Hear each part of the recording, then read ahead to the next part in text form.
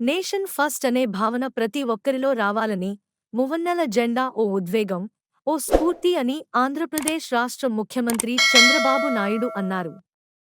విజయవాడ తుమ్మలపల్లి కళాక్షేత్రంలో నిర్వహించిన హర్ ఘర్ తిరంగా కార్యక్రమానికి ముఖ్యమంత్రి హాజరయ్యారు.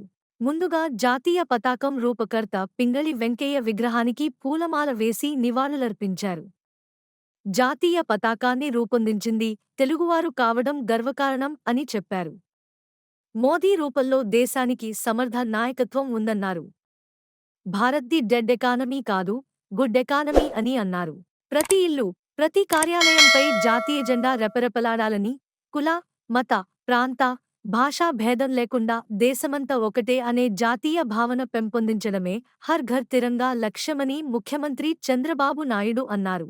అందుబాటులో ఉన్న వనరులను ఉపయోగించుకుని స్థిరమైన అభివృద్ధి సాధించే దిశగా ముందుకు వెళదామని ముఖ్యమంత్రి చంద్రబాబు పిలుపునిచ్చారు.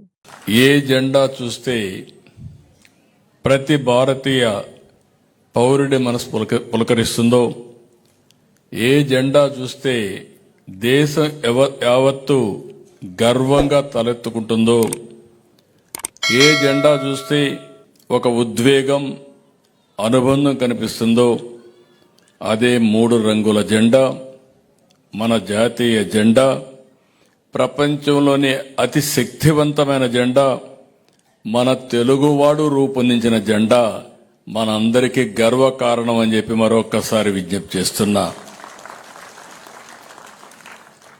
స్వాతంత్ర ఉద్యమ స్ఫూర్తికి